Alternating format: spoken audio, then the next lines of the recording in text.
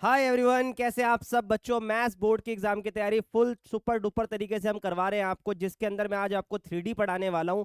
और एक बात याद रखना, हर एक चीज बेसिक से बता रहा हूं, तो ये भी बेसिक से ही बताऊंगा।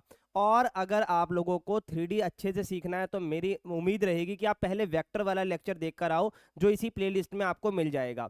फिर आपको 3D और ज़्यादा अच्छे से समझ में आएगा। पर एक चीज़ याद रखना, जब ये 3D आपका खत्म हो जाएगा तो इसके और इंपॉर्टेंट क्वेश्चन में डालूंगा, आपको उसे भी देखना है, साथ में एमसीक्यू क्वेश्चंस को भी, क्योंकि किसी भी कॉर्नर को हम छोड़ेंगे नहीं ताकि हमारे पेपर में नंबर आए।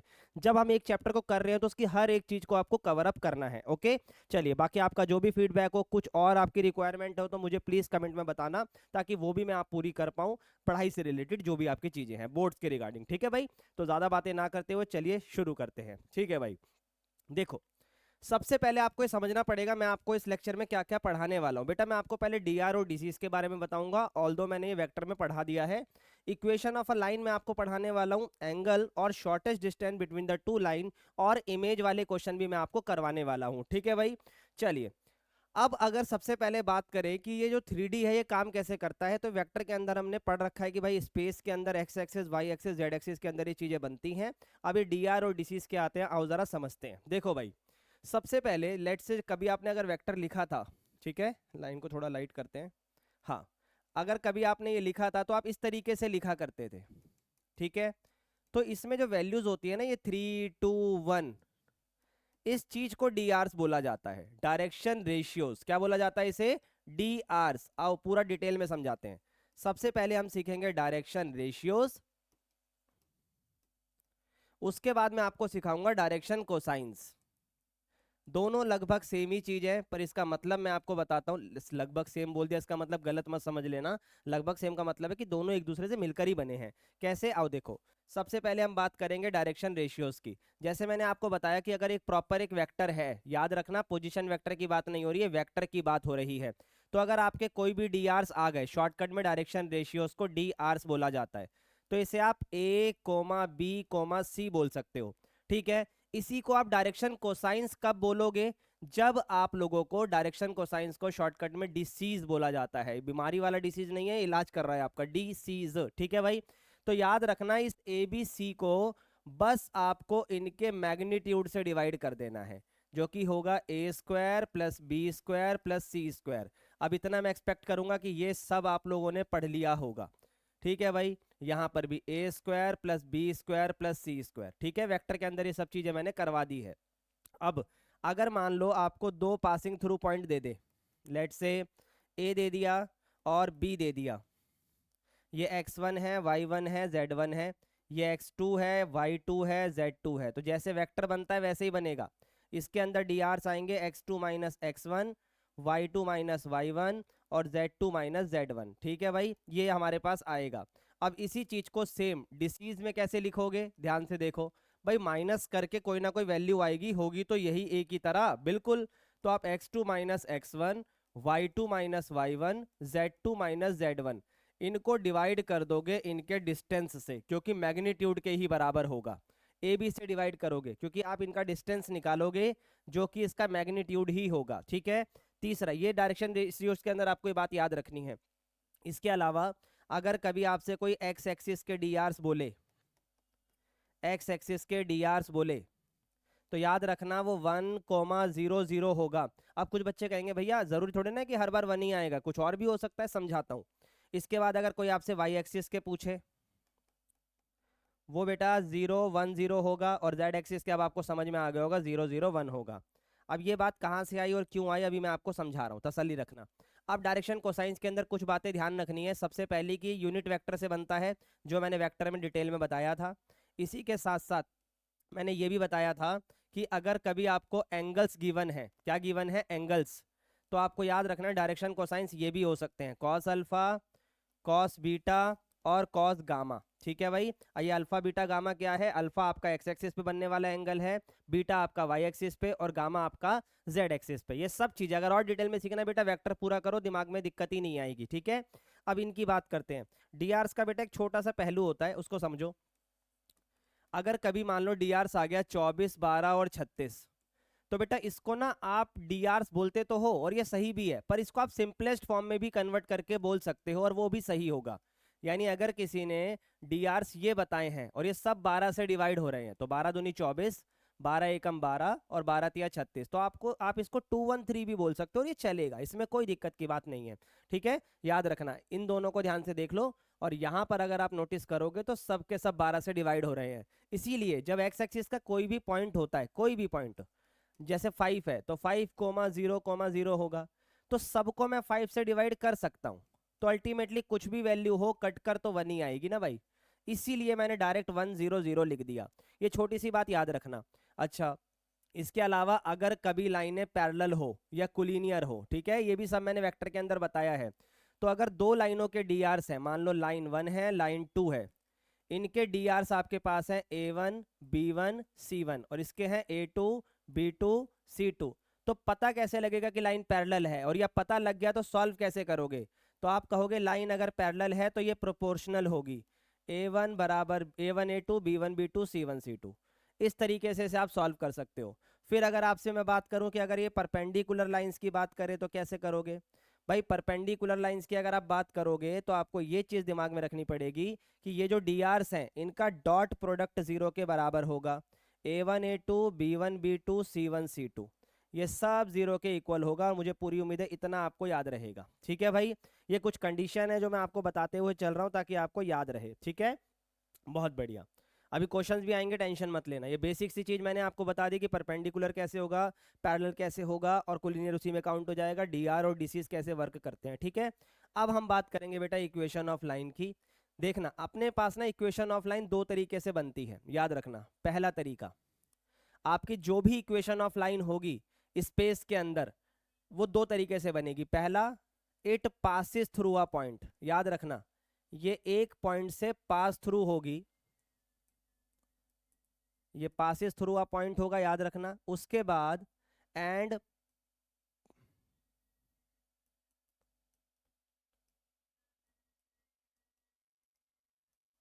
और एक लाइन गिवन होगी उसकी डायरेक्शन में होगी। अब इस बात को जरा समझो, कंडीशन समझो। हमने जो लाइन बनानी है, जो पहली कंडीशन है, वो एक पॉइंट से पास थ्रू हो रही है और एक लाइन के डायरेक्शन में है। कई बार वो बोलेगा कि एक गिवन लाइन है उसके पैरेलल है, इन द डायरेक्शन बोले या पैरेलल बोले सेम ही तरीके से काम करेगी। तो ये लाइन कुछ ऐसी दिखेगी, ध्यान से देख लो, ये कुछ इस तरीके से दिखेगी मान लो, और एक लाइन इसके पैरेलल हो गई, तो ये इसका पासिंग थ्रू पॉइंट हो जाएगा। ठीक है, पासिंग थ्रू पॉइंट को बेटा हमेशा ना x1 y1 और z1 ऐसे लिखना। ठीक है, और जो पैरेलल वेक्टर होगा उसको आप हमेशा ऐसे लिखना, drs a b c, ये drs होंगे। और अगर इसे आप वेक्टर की फॉर्म में लिखोगे तो ai bj और ck, याद रखना ये drs है, इसीलिए abc की फॉर्म में लिखेंगे, और जो पासिंग थ्रू पॉइंट होगा उसको x1 y1 और z1 की फॉर्म में लिखेंगे। ठीक है भाई, चलिए बहुत बढ़िया। अब यहाँ पर आगे बढ़ने से पहले आपको दो चीजें बता देता हूँ, क्योंकि इक्वेशन कभी भी हम बनाएं, ये पूरी इक्वेशन हम बनाने वाले हैं, इक्वेशन के अंदर ना दो चीजों का होना बहुत जरूरी होता है। सबसे पहला होता है वेरिएबल, और दूसरा इस इक्वल के सिंबल का होना जरूरी है, वरना इक्वेशन का कोई अस्तित्व नहीं होता। अब यहाँ पर ना हम दो तरीके की फॉर्म पढ़ेंगे, एक होगी बेटा कार्टेशियन फॉर्म और एक होगी हमारी वेक्टर फॉर्म। चलो वेक्टर वाली पहले लिख लेते हैं।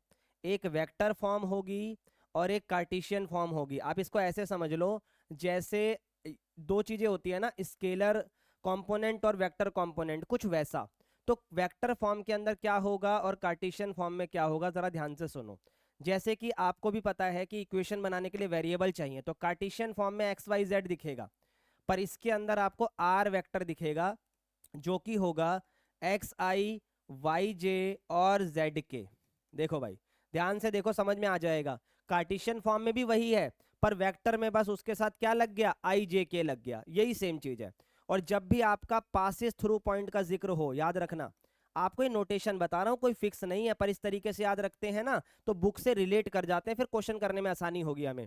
पासिंग थ्रू पॉइंट को हमेशा ऐसे लिखना है, ए वेक्टर बी वेक्टर जो लिखना है वो लिखो, पर पॉइंट ऐसे होंगे x1 y1 z1, इनके साथ i, इसके साथ j और इसके साथ k, और इधर x1 y1 z1, याद रखना। ठीक है भाई। अच्छा अगर भैया एक और पासिंग थ्रू पॉइंट आ गया तो x2 y2 z2। ठीक है, और अगर कभी मान लो पैरेलल वेक्टर दे दिया या पैरेलल लाइन दे दी, या इन द डायरेक्शन बोल दी, तो याद रखना जब भी लाइन के डीआरस की बात होगी, लाइन के किसकी बात होगी, डीआरस की, लाइन के डीआरस की, तो हमेशा वो आपका इस फॉर्म में होना चाहिए, ए बी और सी। याद रखना, तो यहां पर क्या आएगा, ए बी और सी, नोटेशन की बात कर रहा हूं, ये ए बी सी की फॉर्म में होना चाहिए। तो कई बार अगर आपको दो पासिंग थ्रू पॉइंट आएंगे तो क्या करना है मैं अभी आपको बताते हुए चलूंगा, ठीक है, छोटी छोटी चीजें याद रखनी थी। अब यहां पर मैंने पहली लाइन बनाई है जिसमें पासिस थ्रू पॉइंट है जो कि ये रहा, फिर ये इन द डायरेक्शन है गिवन लाइन के जो कि ये रहा। तो इसकी सबसे पहले हम इक्वेशन बनाएंगे वेक्टर फॉर्म, सुनते जाना, फिर दूसरी लाइन की तरफ भी चलेंगे।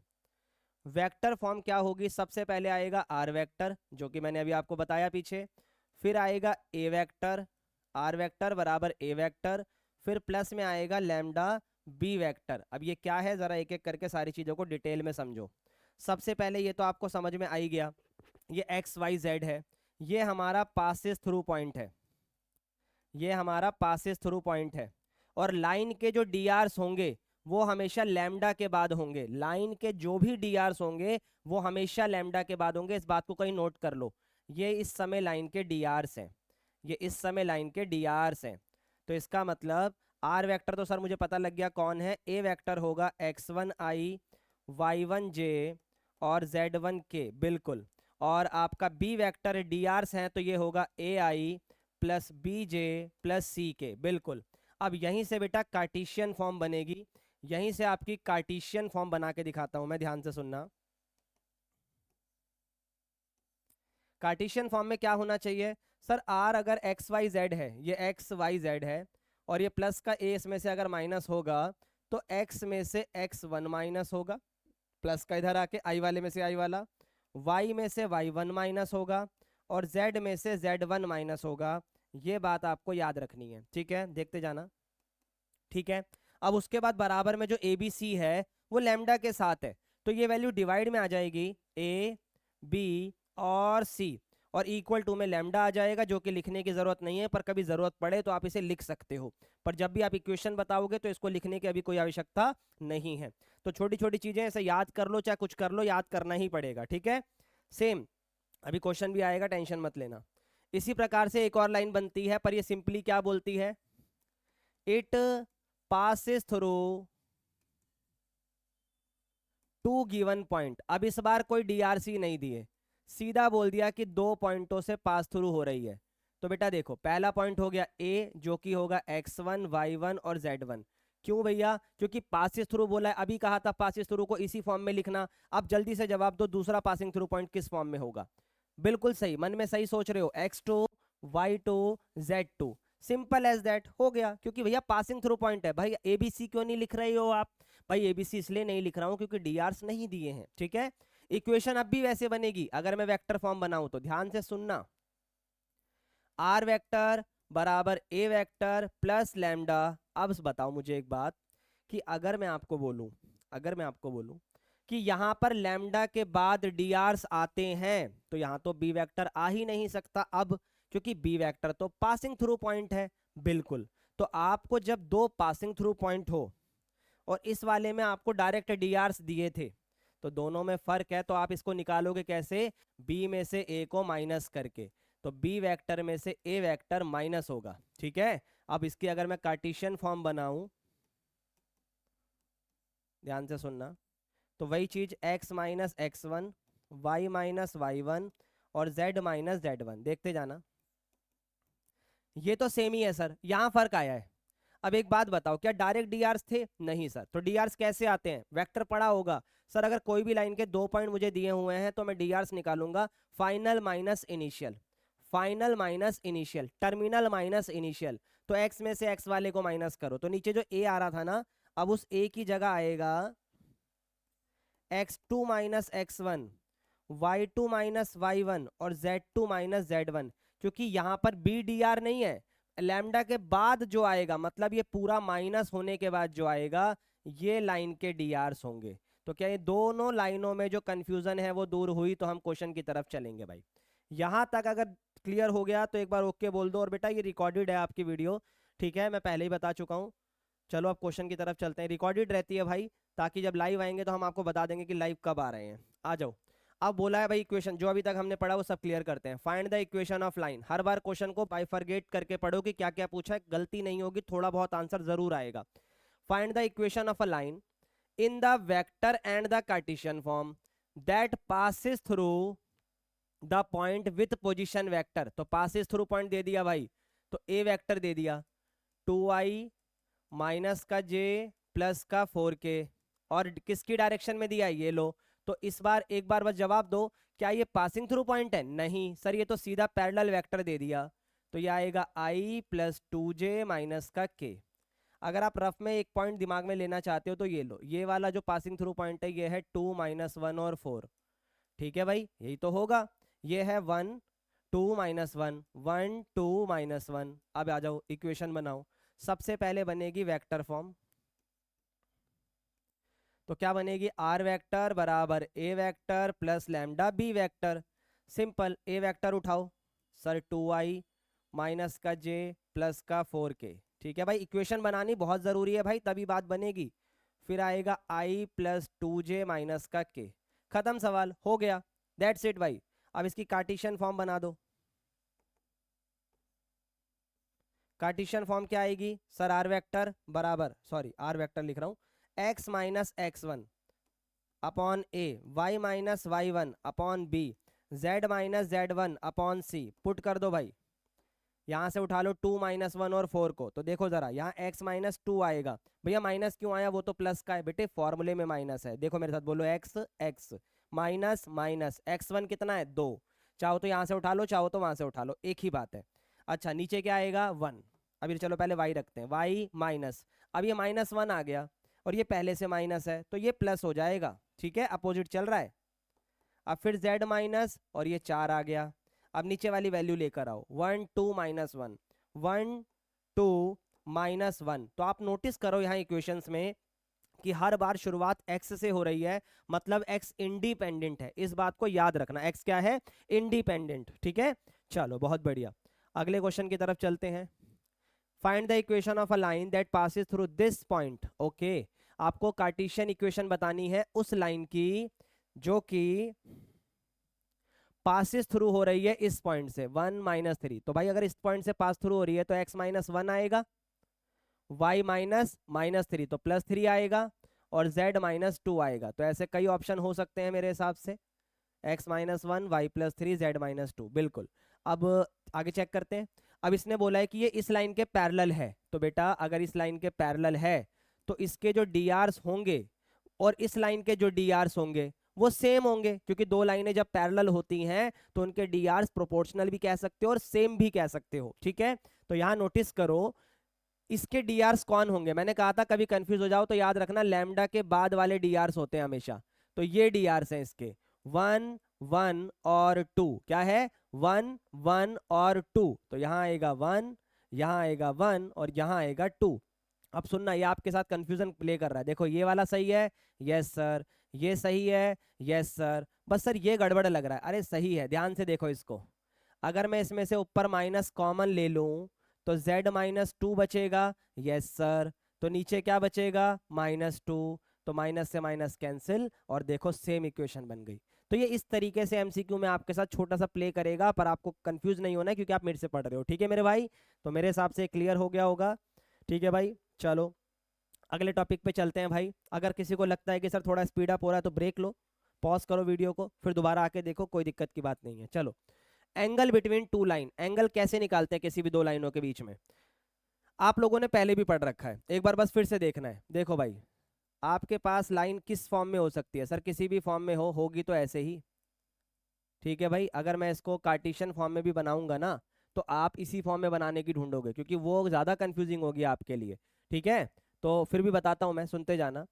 ये होगा x minus x1 y minus y1 z minus z1, नीचे a1 b1 c1, ऐसे ही आपका दूसरी लाइन में x minus x2 y minus y2 z2 divided by this a2 b2 c2। चलो अब भाई देखो, मैंने आपको पहले ही कहा है कि एंगल कभी भी निकलेगा तो एंगल किसकी वजह से निकलेगा? सर डी की वजह से। तो ये हुए ना डी तो बिल्कुल, क्योंकि लैम्डा के बाद जो होते हैं वही डी आर्स होते हैं। अब लैम्डा बोलो चाहे म्यू बोलो, काम सेम ही कर रहे हैं स्केलर वैल्यू का। याद रखना, इस अलग सी जो स्केलर वैल्यू आएगी लैम्डा म्यू एस टी कुछ भी आ जाए, इसके बाद वालों को ही हमेशा डी आर्स लेना है आपको। तो एंगल का सिंपल फॉर्मूला जो वेक्टर में पढ़ाया था वही होगा, अगर आपने कल पढ़ा है तो आपको याद भी होगा। ऊपर आएगा इन दोनों का डॉट प्रोडक्ट b1 b2, नीचे इन्हीं दोनों का मैग्नीट्यूड, सिंपल एज दैट। और इसके इतने क्वेश्चन हमने करे हैं कि आपको भी पता है भैया, लेकिन इसमें तो हम कंफ्यूज हो जाएंगे, तसल्ली रखो सब समझाता हूँ। अब अगर इसमें कॉस थीटा आप निकालते हो तो क्या आएगा भैया, ऊपर आएगा डॉट प्रोडक्ट b1 b2, तो ये होते हैं अपनी वैल्यूज के, बिल्कुल पासिंग थ्रू पॉइंट से कोई मतलब नहीं है। तो ये आएगा a1 a2 b1 b2 c1 c2, ठीक है भाई। नीचे आता है उनका मैग्नीट्यूड अंडर रूट, तो यह आएगा A square plus B square plus C square, A square plus B square plus C square. यहाँ पे 1 यहाँ 1 यहाँ 1 यहाँ 2 यहाँ 2 यहाँ 2, क्योंकि वो पहले पॉइंट के हैं वो दूसरे पॉइंट के हैं। अब बच्चे को अगर ये कंफ्यूजिंग लग रहा है तो देख ही क्यों रहे हो। आप एक बात बताओ अगर मैं अभी आपको एक क्वेश्चन दिखाता हूँ, ये देखो, आपको बोला एंगल बिटवीन दिस लाइन बताओ, ठीक है, सुन लो पहले पूरी बात। आपको एक कार्टेशियन फॉर्म में दिया है ना, पर अगर मैं इसे वेक्टर फॉर्म में कर दूं तो टीचर गलत नहीं करेगा इस चीज को, याद रखना गलत नहीं करेगा। कैसे सर? सबसे पहले तो लाइन को सही कर लो, बस ये जरूरी है। जैसे 5 माइनस एक्स लिखा है, नीचे -7, y प्लस 2, नीचे माइनस का 5 और z अपॉन 1, और ये x upon 1 y upon 2 z upon 3। तो सबसे पहली प्रॉब्लम होती है सवाल को सही करना। x अपनी सही जगह पर नहीं है, x सबसे पहले होना चाहिए और इंडिपेंडेंट होना चाहिए। जैसे देखो y z x y z सब फ्री है, तो सबसे पहले माइनस कॉमन लो, ये x माइनस का 5 होगा, नीचे माइनस का 7 है, तो इससे ये कैंसिल हो जाएगा। ठीक है भाई, देखो दोबारा माइनस सर कॉमन आ रहा है, ले लो भाई, तो आ गया x माइनस का 5, नीचे माइनस का 7, काट दो इसे, तो ये आ गया x minus 5 upon 7, y plus 2 upon minus का 5 और z अपॉन 1। ठीक है, इधर आ जाओ, x upon 1 y upon 2 z upon 3। ठीक है, अब यहां से आप चाहो तो डायरेक्ट इन पॉइंटों को उठा लो, या इनको वेक्टर का नाम दे दो। इसको नाम दे दो b1 वेक्टर, 7i माइनस का 5j प्लस का k। इसको बी वेक्टर b2 वेक्टर का नाम दे दो, i cap plus 2j cap plus 3k cap. अब निकाल दो एंगल। क्या था एंगल का फॉर्मूला? सर कॉस थीटा बराबर b1 dot b2 divided by there magnitude. ठीक है भाई, हो गया, आ जाओ निकाल लो। सर डॉट प्रोडक्ट आएगा इसका 7 इंटू 1 7 माइनस 5 और 2 10 1 इंटू 3। तो देखो भाई 7 और 3 10, 10 में से 10 गया 0। अब अगर वैसे तो मैग्नीट्यूड निकालना नहीं है, पर अगर निकालना होता तो क्या आप नहीं निकाल सकते थे? सर इतना तो आपने सिखा दिया है भाई कि आप निकाल सको, कहीं आप बोलो कि सर अभी भी नहीं निकाल पाएंगे, बिल्कुल निकाल लोगे। अब आप ऊपर रखोगे 0 और नीचे कुछ भी आए बनना उसने 0 ही है। अब कॉस थीटा 0 कब होता है? 90 डिग्री पर, π/2 पर। कॉस से कॉस गया तो थीटा आ गया π/2, सिंपल एज दैट। और ये चीज अभी हमने पढ़ी हुई है कि थीटा अगर 0 होता है तो दैट मीन्स लाइन परपेंडिकुलर होती है, आज ही पढ़ा है। ठीक है भाई, चलो बहुत बढ़िया। अब हम चल रहे हैं बेटा सबसे इंपॉर्टेंट टॉपिक पे, जो पेपर में सबसे ज्यादा पूछा जाता है, शॉर्टेस्ट डिस्टेंस। ठीक है, याद रखना शॉर्टेस्ट डिस्टेंस दो तरीके की लाइनों में आता है, पहला स्क्यू लाइंस में, ठीक है, और दूसरा आएगा बेटा पैरेलल लाइंस में। पैरेलल लाइंस ये रहा, देखो दो लाइनों में आएगा, ये बात याद रखना। तो सबसे पहले हम स्क्यू लाइन की बात करेंगे। स्क्यू लाइन कैसी दिखेगी? सर आर वेक्टर बराबर a1 vector plus lambda b1 vector, फिर a2 vector plus mu b2 vector. अच्छा, अगर आपको याद हो तो पैरेलल लाइन कब होगी? जब ये दोनों सेम होंगे। तो अभी ये दोनों अलग हैं, तो ये स्क्यू लाइन से, इस बात का याद रखना। ठीक है, अब शॉर्टेस्ट डिस्टेंस के लिए क्या क्या करना है ध्यान से सुनो। यहाँ पर फॉर्मूला तो मैं लिख ही दूंगा। सबसे पहले आपको b1 क्रॉस b2 निकालना है। ठीक है सर, तो यानी सबसे पहले हम काम करेंगे b1 क्रॉस b2 निकालने का। ठीक है, उसके बाद आप निकालो a2 माइनस a1। ठीक है भाई, a2 माइनस a1, जो भी आएगा इन दोनों का डॉट प्रोडक्ट कर दो, ठीक है, और नीचे B1 क्रॉस B2 का मैग्नीट्यूड रख दो, ठीक है। और पूरे पर ये इसलिए लगाया गया है ताकि हमारा शॉर्टेड डिस्टेंस पॉजिटिव आए।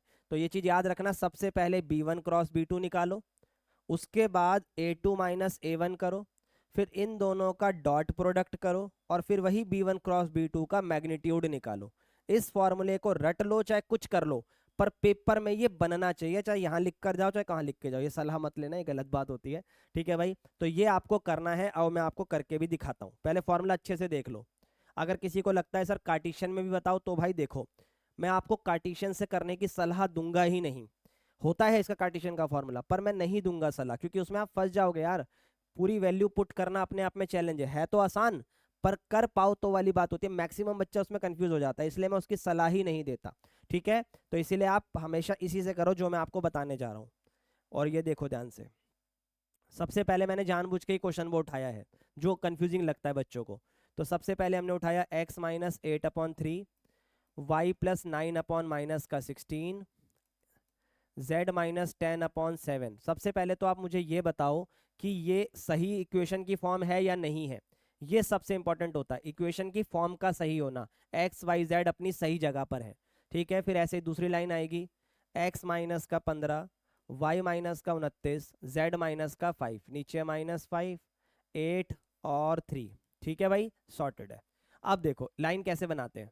सबसे पहले अगर आपको पता हो जो भी यहाँ पर वैल्यूज होती हैं, जैसे x माइनस x1 होता है ना, तो इसको हम ऐसे लिख सकते हैं, r वेक्टर बराबर, देखते जाना, सबसे पहले लैम्डा आएगा यहाँ पर और ये b वेक्टर, तो क्या क्या आएगा सर, 8i माइनस का 9j प्लस का 10k। क्या ये बात समझ में आई कि क्या लिखा है मैंने, ध्यान से देख लो भाई।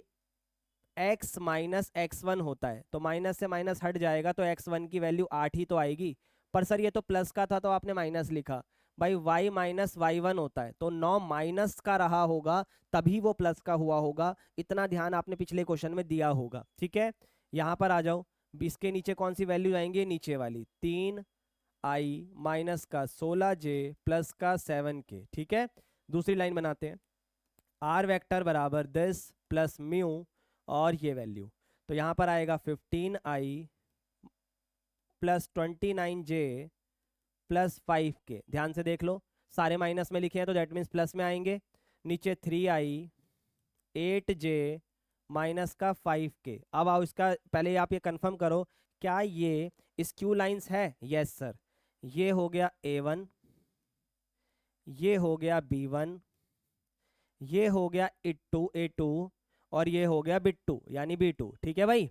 अब एक एक करके सारी चीजें, सबसे पहले b1 क्रॉस b2 निकाल देते हैं।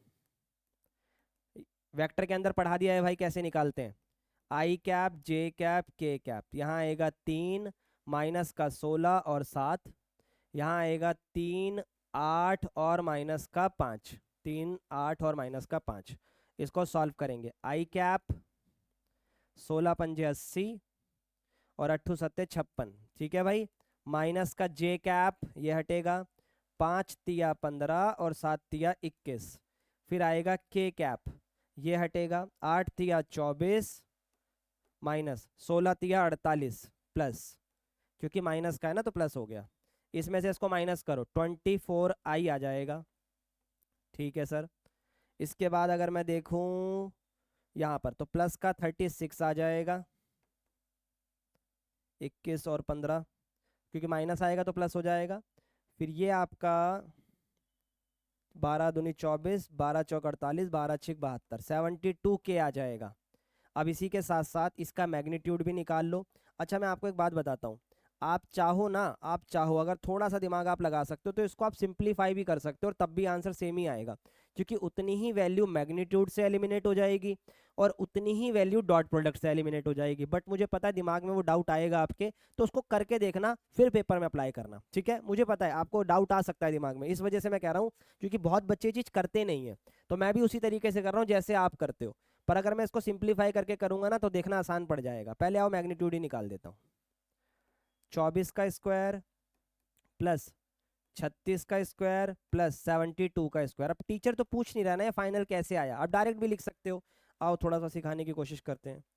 24, 36 और 72, 24, 36 और 72। तो ध्यान से देखो भाई, 12 दूनी 24, 12 तिया 36, 12 छिक 72, तो दैट मीन्स 12 कॉमन आया सब में से, है ना। तो अगर मैं स्क्वायर कर रहा हूँ तो अगर मैग्नीट्यूड ही निकालना है तो सीधा 2 का स्क्वायर प्लस 3 का स्क्वायर प्लस 6 का स्क्वायर और 12 को बाहर ही रखो। ठीक है भाई, सॉल्व करो। 2 का 4, 3 का 9, 6 का 36, 9 और 4 13 और ये 49, तो 49 बाहर आके होगा 7, तो फाइनल आंसर आएगा 84। तो आपको डायरेक्टली चाहो तो इसका 84 लिख सकते हो और टीचर आपको नंबर देगा, काट नहीं सकता, ये बात याद रखना। आप डायरेक्ट 84 लिख सकते हो। ठीक है भाई, आप वरना क्या करोगे, 24 का स्क्वायर करोगे फिर 36 का करोगे। किसी को अभी भी कंफ्यूजन है तो ये लो भाई, मैं इसी से करके दिखाता हूँ। 24 के स्क्वायर को क्या मैं 12 का स्क्वायर और 2 का स्क्वायर बोल सकता हूँ? हाँ। 36 को 12 तिया 36, 72 को 12 छिक 72 बोल सकते हैं ना। तो जब सब में 12 का स्क्वायर कॉमन आ ही रहा है तो वो बाहर आके तो 12 ही हो जाएगा, और वो कटना ही है यार, मैं आपको कैसे समझाऊं। ठीक है, क्योंकि मुझे पता है, मैं पिछली बार भी बता रहा था, बच्चे बोल रहे सही है, नहीं तो हमने ऐसे नहीं करा, कभी हम कंफ्यूज हो जाएंगे। तो आपको मैं कह रहा हूँ, आप इसको सिंप्लीफाई भी करके करोगे ना, 2, 3 और 6, तब भी आंसर सही आएगा, मेरी गारंटी है मेरे भाई। अब इधर आ जाओ। अब हम निकालेंगे A2 minus A1। A2 minus A1, इसमें से इसको माइनस करना है। 15 में से 8 को माइनस करो सर, 7 आएगा। 29 में से 9 को माइनस करो, 38 आएगा। कैसे भाई, 29 में से 9 को माइनस करना है, वो भी माइनस के 9 को, तो ये प्लस हो जाएगा। ठीक है, अब 5 में से 10 को माइनस करो, माइनस का 5 आ जाएगा। अब अपना आंसर निकालने निकलो। भैया इन दोनों का डॉट प्रोडक्ट बोला था आपने, तो भाई B1 cross B2 dot product A2 minus A1। आओ डॉट प्रोडक्ट करो।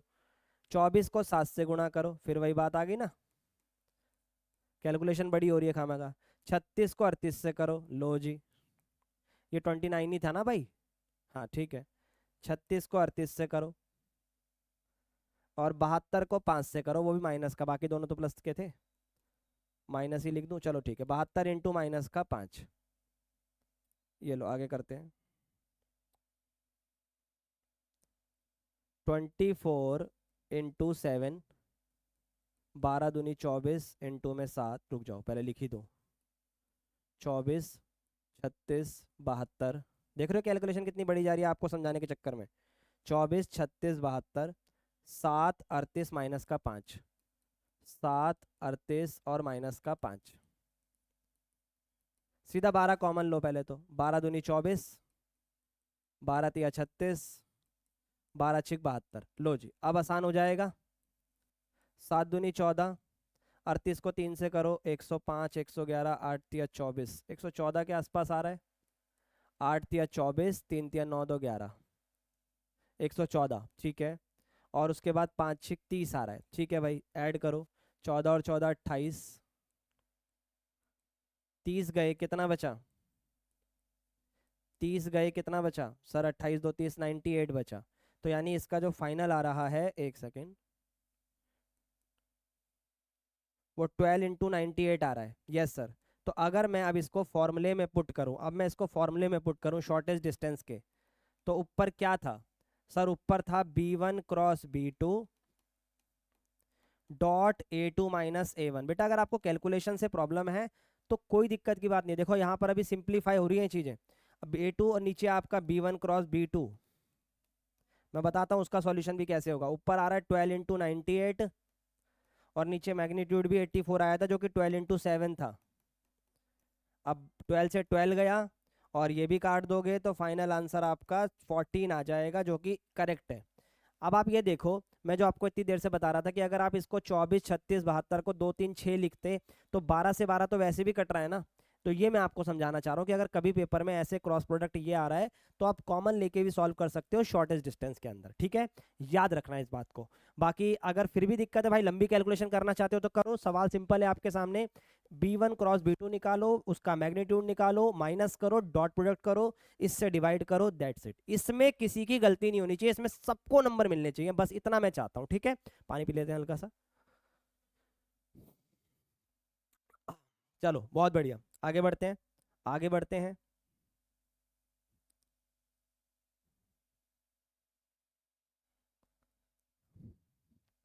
अब बेटा हमारे पास एक और क्वेश्चन है, find the shortest distance between the pair of line. ये अच्छा क्वेश्चन है। देखो इसमें ना ये वाली जो चीज़ है इसको मुझे आपको समझाना है।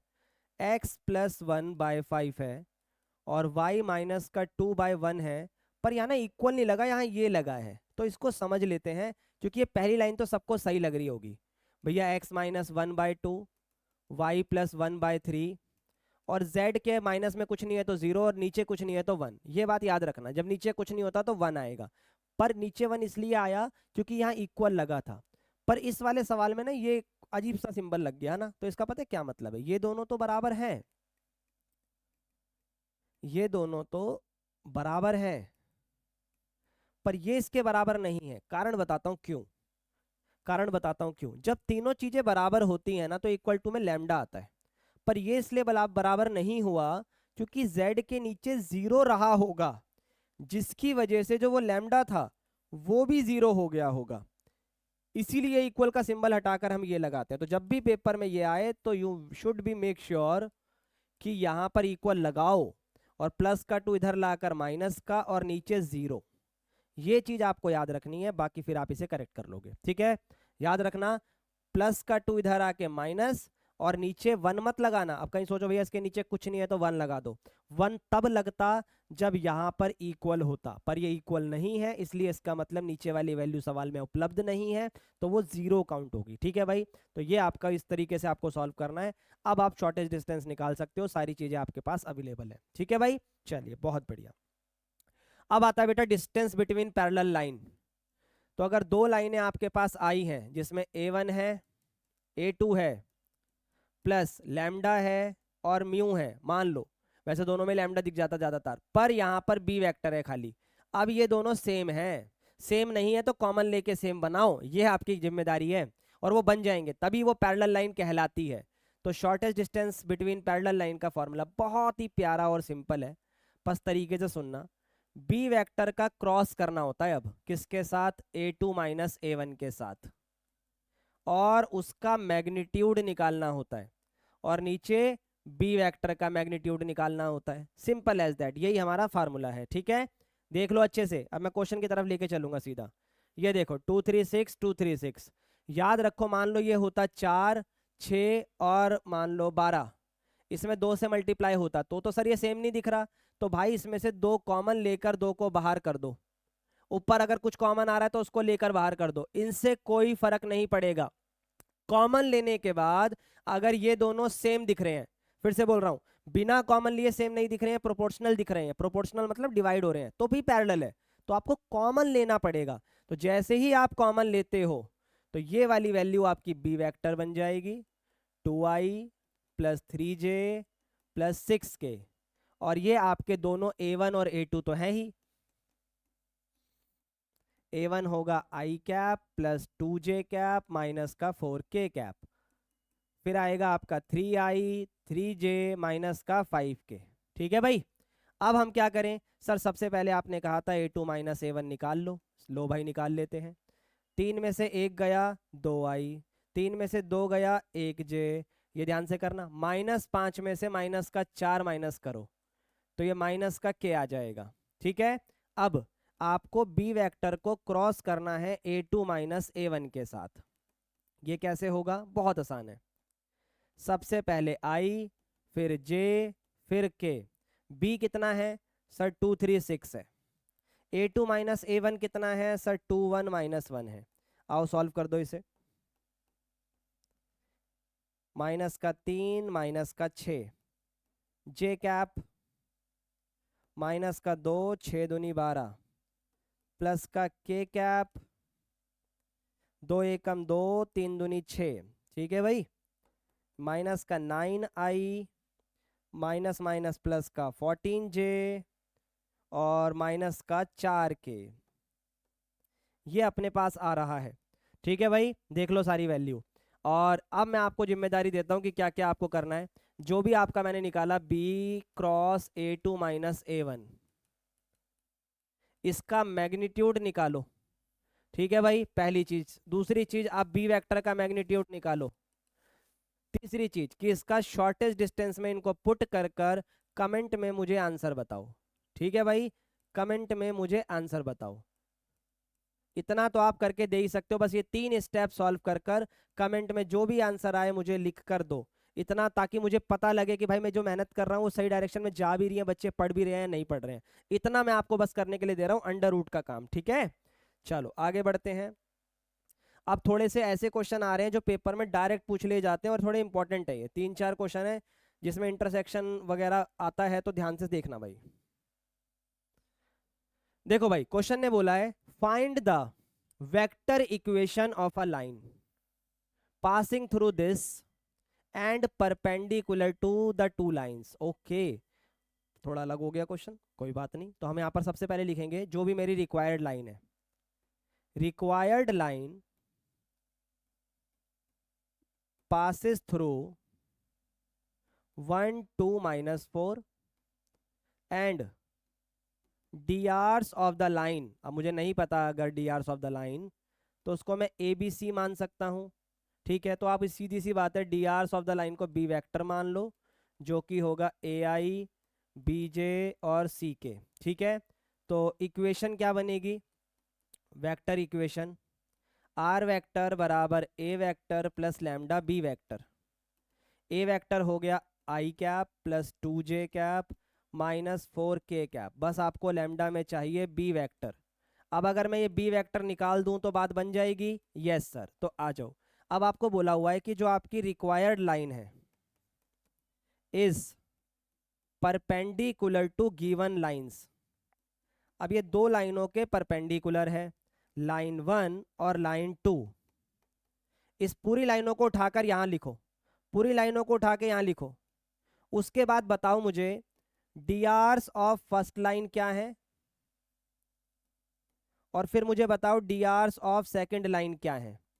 इतना कर सकते हो उठाकर, यस सर। जब मैंने इसको नीचे लिखा एक्स वाई जेड ओके थे तो ये आ रहा है मेरे पास।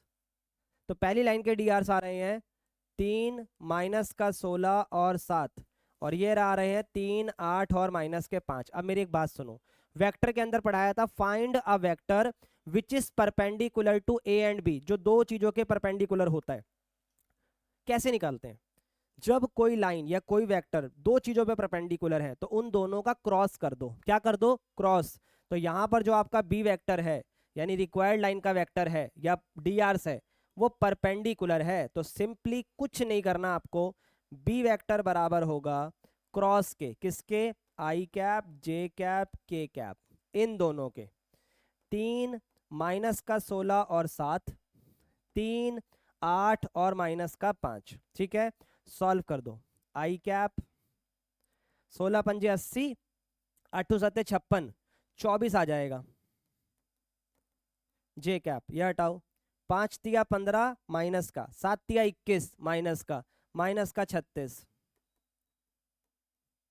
फिर इधर आ जाओ, 8 तिया 24, 16 तिया 48, 48 माइनस माइनस प्लस 72 आ जाएगा। तो आपके पास डीआरस आ गए इस लाइन के 24 आई प्लस 36j प्लस 72 के।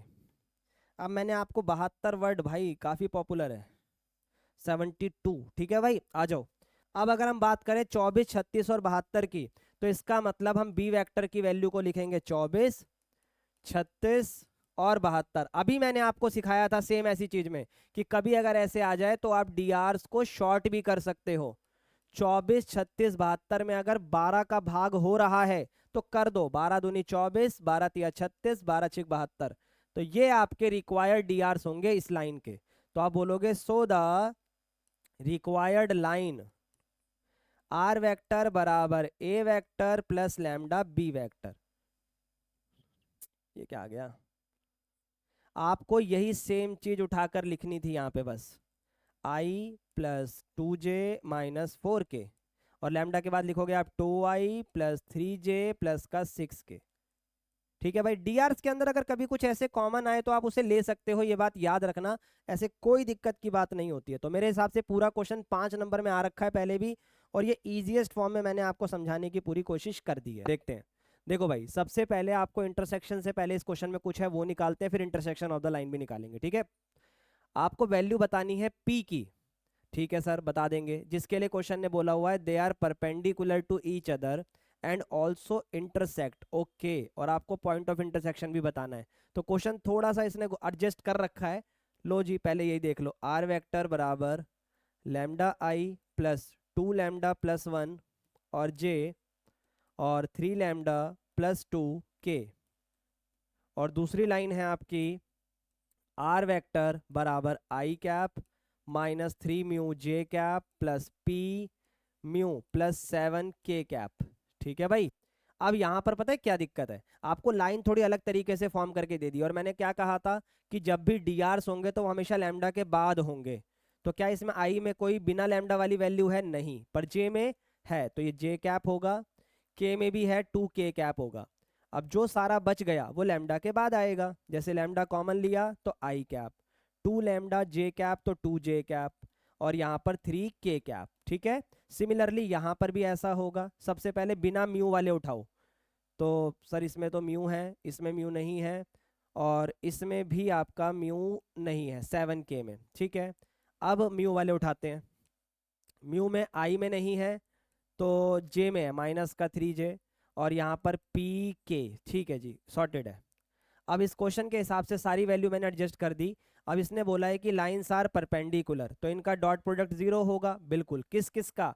ये होंगे यहाँ पे डी आर्स। ठीक है भाई, ये डी आर्स है यहाँ पर। तो आपके पास क्या आएगा सर? 1 मल्टीप्लाई, उधर आई है नहीं तो 0 हो गया, फिर यहाँ से उठाएंगे 2, वहाँ से जे में -3 आएगा, फिर इधर से उठाएंगे 3, वहाँ से p आएगा जिसकी वैल्यू इक्वल टू 0 हो जाएगी। ठीक है, डॉट प्रोडक्ट 0 हो गया। ये -6 प्लस का 3p इक्वल टू 0, -6 उधर जाके प्लस का 6 को 3 से भाग करो तो कितना आ गया? 2। तो p की वैल्यू 2 आ गई। अब आपसे इंटरसेक्शन पूछा है, उस पर भी मैं आऊंगा, पर तसल्ली से देखो इंटरसेक्शन कैसे निकालते। पहले ये बताओ, परपेंडिकुलर की कहानी समझ में आ गई? Yes sir. अब इंटरसेक्शन के लिए बेटा करना पड़ता है कंपेयर। कंपेयर किसको? इन दोनों को, इन दोनों को कंपेयर करना है। ठीक है, फॉर इंटरसेक्शन आ जाओ। देखो, सबसे पहले वहां से आई वाली वैल्यू को आई वाले से कंपेयर करो। सर इधर तो कोई आई है ही नहीं, तो 1 हो गया, सिंपल। फिर जे वाले को जे वाले से कंपेयर करो। हमेशा लाइन को इसी फॉर्म में बनाना है। अगर लाइन इस फॉर्म में नहीं है तो बनाओ, आई वाले एक साथ, जे वाले एक साथ, के वाले एक साथ, ये बात आपको याद रखनी है। ठीक है। अब इधर आ जाओ, ये बराबर होगा -3 म्यू के, फिर उधर से उठा लो 3 लैम्डा+2, ये बराबर होगा p म्यू+7 के। अच्छा, p की वैल्यू तो 2 आ गई है, तो 2 रख दो इधर, 2 म्यू+7। ठीक है, चलो अब इधर आ जाओ। सर लैम्डा तो 1 डायरेक्ट आ गया, कोई बात नहीं, यहाँ रख दो, 1 है ये। सर 2 और 1 3 हो गया, बराबर में -3 म्यू है, तो काट दो। तो बेटा म्यू की वैल्यू -1 आ रही है। अब इसमें अगर मैं पुट करता हूँ इसको, तो देखते हैं क्या बात बनती है। म्यू रखने पर यहाँ पे 5 आएगा। ठीक है, 2 एकम 2 हुआ, यहाँ पर 1 रखने पर भी 5 आएगा, ये दोनों बराबर आ रहे हैं, तो इसका मतलब ये इक्वल है, दैट मीन्स ये इंटरसेक्शन होगा। अभी पूरी बात खत्म नहीं हुई है, अभी पूरी बात खत्म नहीं हुई है। आपसे पूछा है find the point of intersection, तो बेटा जब आप ये निकाल लो, जब आप ये निकाल लो लैम्डा या म्यू, तो किसी भी जगह इसको पुट कर दो, वो आपका पॉइंट ऑफ इंटरसेक्शन हो जाएगा। जैसे यहां से आपने उठाया था लैम्डा, ठीक है, यहां से उठाया, फिर आपने, लिख देता हूं मैं इसको, यहां से आपने उठाया लैम्डा, यहां से 2 लैम्डा+1 और फिर 3 लैम्डा+2। ठीक है, यहां से ये उठाया, इधर से आपने उठाया था 1 -3 म्यू और 2 म्यू+7। तरीके से लिख लेना इसे भाई। ठीक है, तो इन दोनों को आपने कंपेयर करा था, तो यहाँ से किसी भी एक में, चाहे तो लैम्डा पुट कर लो चाहे तो म्यू पुट कर लो, दोनों से सेम ही आंसर आएगा। लैम्डा रख रहा हूँ मैं, तो लैम्डा रखने पर 1 आया सर, 1 रखने पे 2 एकम 2 और 1 3 आया, और इसमें 1 रखने पर 3 एकम 3 और 2 5 आया। तो पॉइंट ऑफ इंटरसेक्शन आ गया 135, सिंपल एज दैट। तो सिंपली जब भी, अब जैसे मान लो ये क्वेश्चन है, ये क्वेश्चन है, इसमें आपको सबसे पहले इक्वेशन कन्वर्ट करनी पड़ेगी। जैसे 1 आई है तो 1 लिख दिया, यहाँ से 3 आई उठा लिया तो 1 + 3 लैम्डा आई हो गया, देखते जाना। यहाँ से माइनस का जे है तो -1 हो गया, यहाँ जे है ही नहीं तो खाली जे लिख दो। यहाँ से के में आपने 6 उठा लिया और माइनस में लैम्डा के है तो माइनस में लैम्डा लिखकर के लिख दो। इस तरीके से इक्वेशन आपको कन्वर्ट करनी है। तो पॉइंट ऑफ इंटरसेक्शन आएगा 1 + 3 लैम्डा माइनस का 1 और 6 माइनस लैम्डा। ठीक है, आप तीनों पॉइंटों को कंपेयर करोगे, 2 पॉइंटों से आपका आंसर आएगा और तीसरे पॉइंट में आप पुट कर कर वेरीफाई करोगे। अगर तीसरा वेरीफाई नहीं हो रहा है तो या तो उस क्वेश्चन में लाइन इंटरसेक्ट हो ही नहीं रही है, वो स्क्यू लाइंस है, इधर उधर जा रही हैं, ठीक है, और या तो आपका आंसर गलत हो रहा है। ठीक है, ये दो चीजों में से एक चीज होती है। तो अगर ये समझ में आया तो ओके लिखो कमेंट में। फिर चलते हैं अपने ऑलमोस्ट आखिरी सेकंड लास्ट क्वेश्चन पे, दोनों इंपॉर्टेंट है, ध्यान से सीखना। आ जाओ भाई। The vertices of triangle ABC are this. ठीक है भाई, एक ट्राइंगल के 3 वर्टिसेस दे दिए, लिख लेना जो भी है, 1 1 0 1 2 1 -2 2 और -1। आपसे क्या बोला गया है? आपसे बोला गया है find the equation of the medians through A and B. तो ए से होती हुई मीडियन बतानी है और बी से होती हुई मीडियन बतानी है। तो एक मैं बताऊंगा, एक आप बताएंगे, ठीक है, और उन्हीं इक्वेशंस का इस्तेमाल कर कर सेंट्रॉइड के कोऑर्डिनेट बताने हैं। तो कंफ्यूज मत होना, सेंट्रॉइड यहीं पर आएगा जहां पर ये इंटरसेक्ट कर रहे हैं, अगर ये मीडियंस हैं तो, जो कि क्वेश्चन में बोला है। तो आपको इंटरसेक्शन ऑफ 2 लाइन बताना है। तो पहले आप लाइंस निकालो, फिर इंटरसेक्शन उसी तरीके से निकालना जैसे मैंने बताया। तो मैं सबसे पहले AD निकालने निकला हूं, ठीक है। तो AD के लिए मुझे D चाहिए। अब D जो है वो मिड पॉइंट है, क्योंकि मीडियन है तो D मिड पॉइंट है। किसका मिड पॉइंट है? BD का। तो D का फॉर्मूला लगाओ मिड पॉइंट का भाई, ये सब आना चाहिए बच्चे हमें। सर एक्स वालों को जमा कर लो, 1 और -2। वाई वालों को जमा कर लो, 2 + 2।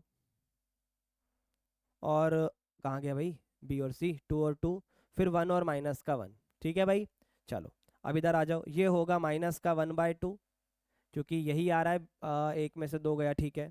ये 4/2 तो 2 आएगा, ये 0 आएगा, तो आपका डी आ गया। अब आपको इक्वेशन बनानी है, ठीक है, इक्वेशन ऑफ AD, जो कि होगी R वेक्टर बराबर A वेक्टर जमा lambda B vector minus A vector. क्योंकि बेटा इस केस में दो के दोनों ही पासिंग थ्रू पॉइंट है, अगर आप ध्यान से देख पाओ तो दोनों ही पासिंग थ्रू पॉइंट है, AB और BB। कैसे सर? एक बात बताओ, AD वाली लाइन में ऊपर वाला पॉइंट तो हो गया I + J, क्योंकि K है ही नहीं उसमें, और नीचे D वाला पॉइंट हो गया -1/2I + 2J, बस, क्योंकि इसमें भी 0 नहीं है तो मतलब 0 दे रखा है लास्ट में।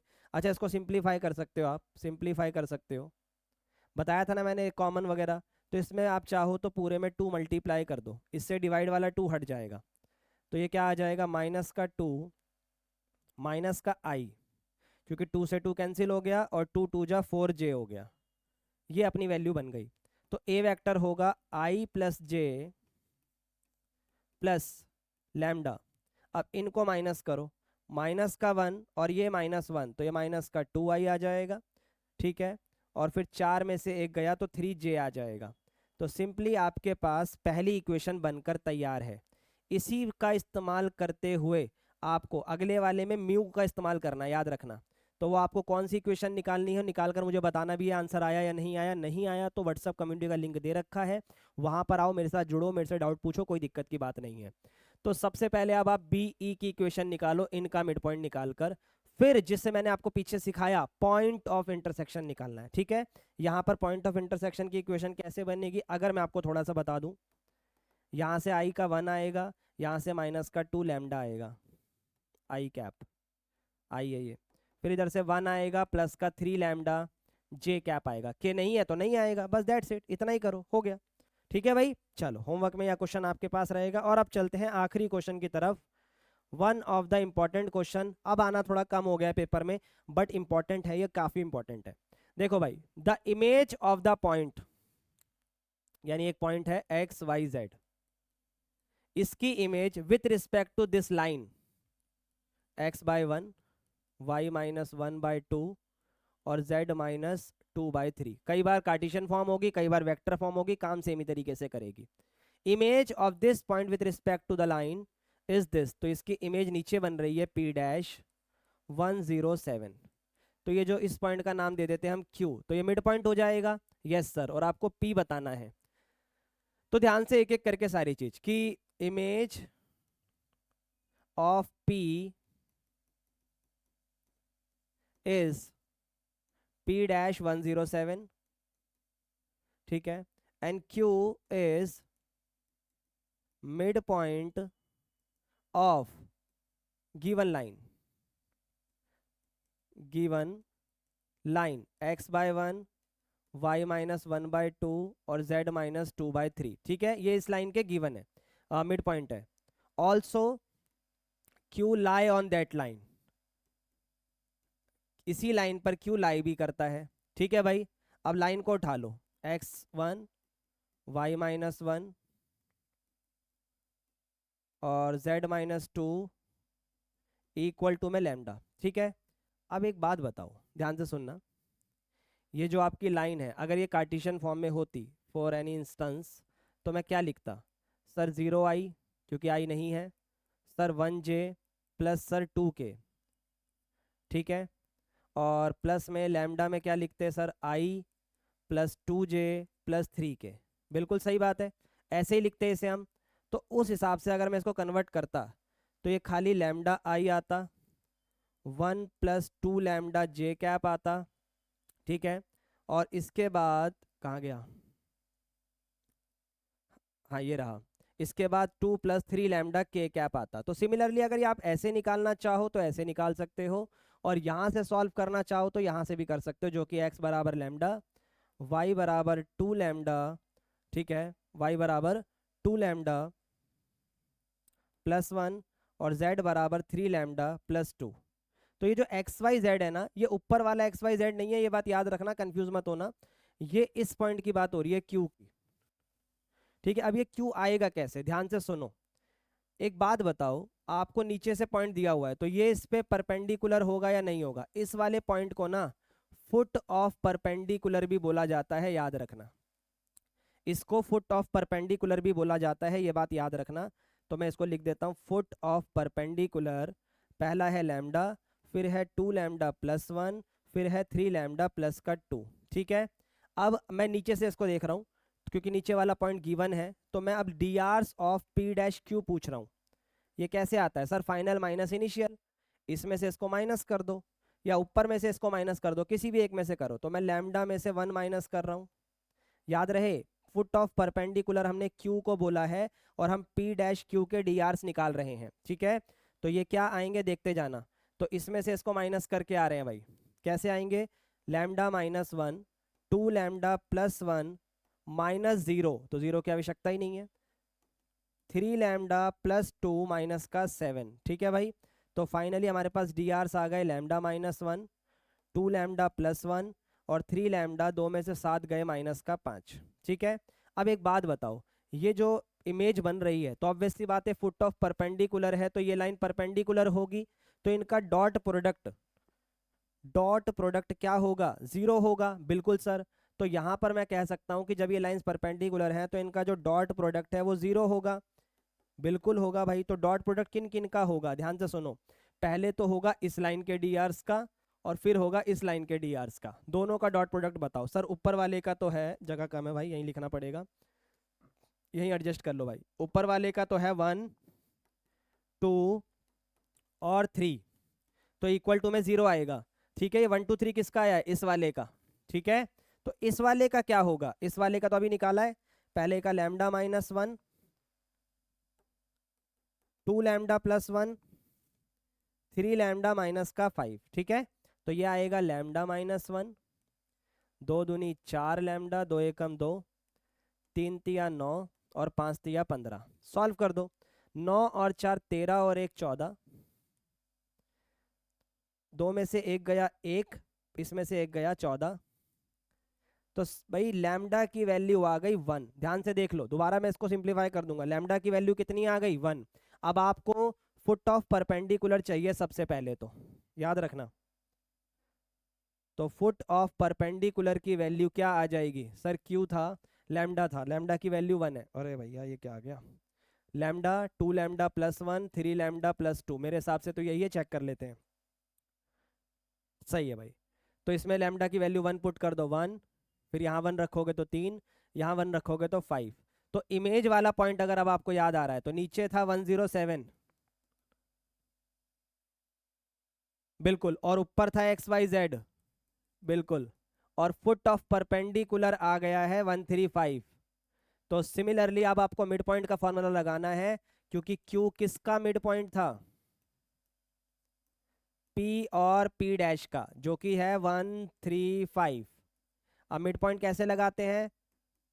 इन दोनों को जमा करके 2 से भाग, y प्लस 0/2, z प्लस 7/2 और इक्वल टू में 135।